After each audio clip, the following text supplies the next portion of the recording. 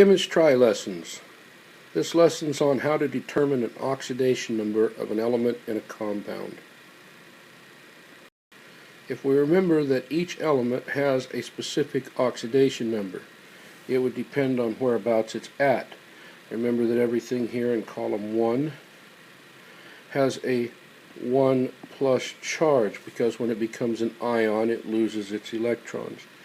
Everything in column 2 here then would have a 2 plus charge, because it will lose both of those electrons in those outer shell there, its valence electrons, if you will.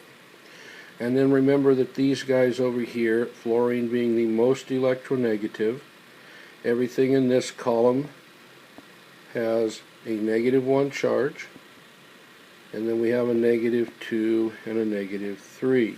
If you need to review the actual charges and how they become ions, please review the ionization video, and that will help you out. But today we're going to learn on how to determine the charge of an element inside an entire compound. So let's take a look at this one here. This one here has a polyatomic ion on it, which is the dichromate. You don't have to worry about memorizing that. And it is combined to potassium. The dichromate as an entire unit has a 2- charge. That's why there's 2 potassiums here. But what we're going to do is we're going to look at what is the oxidation number on a chromium element within this potassium dichromate compound. So the first thing we know is we have to look at the periodic table and we find the ones that are absolute.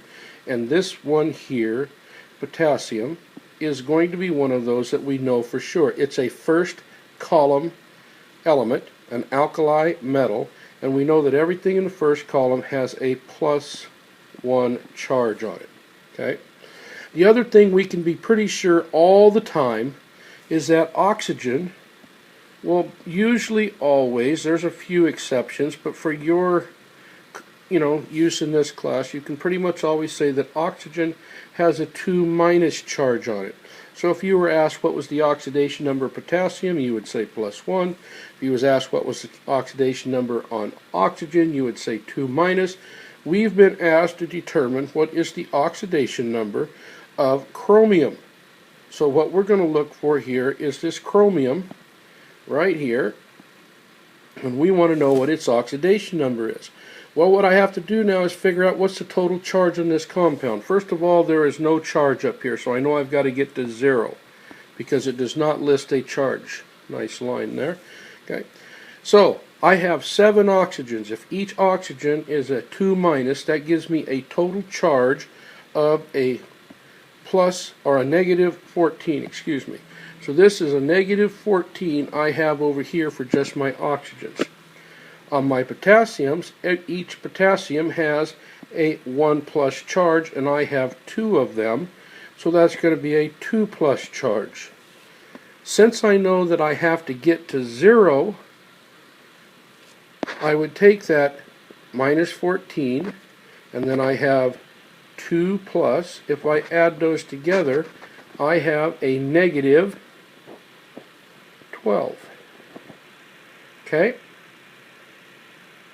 So I have to have a positive charge over here of 12, because if I was to say, alright, I need to get rid of that, well, a +12 would get me back to 0. 12 is my magic number here.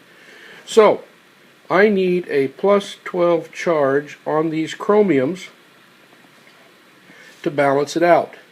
But if I take a look at this, I see that I have 2 chromiums. So if I take this and I divide this by 2, then I end up with 6+. So each chromium in this particular compound formula has an oxidation number of 6+. And that's how you determine the oxidation number of. Now I'm going to give you another one here, and I want you to take a little bit of time to try to figure it out. And what I'm going to give you is magnesium phosphate. And that balanced charge is then going to be 3 magnesiums 2 entire phosphates, which will give you an overall charge of 0. So press pause right now, take a few minutes to try to figure this out, and then we'll go through it.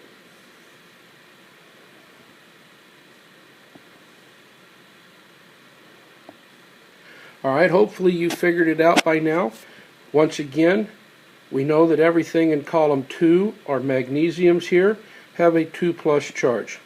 So the oxidation number on magnesium is 2+. I have 3 of them, so I have a total charge of 6+. Now I come over here to the other side of what I know. I know that every one of my oxygens has a 2- charge. Now I have 2 times 4, I have 8 oxygens here. So multiplying that together, I come up with a -16 on this side over here. Once again, I have to come up to 0, so I know that if I have a 6+ on my magnesiums, a -16 on my oxygens, I got to come up with a number of 10 to balance out this -10 down here. So I'm going to have to come up with a +10 on this over here. So I know that my phosphorus has got to be, phosphorus has got to be a total of a +10, but I have 2 of them because this tells me that there's 2 of everything that's inside those parentheses. So divide that by 2, then my oxidation number of my phosphorus is a +5, and that would be the oxidation number of what we're looking for here. I need you to review this as many times as possible.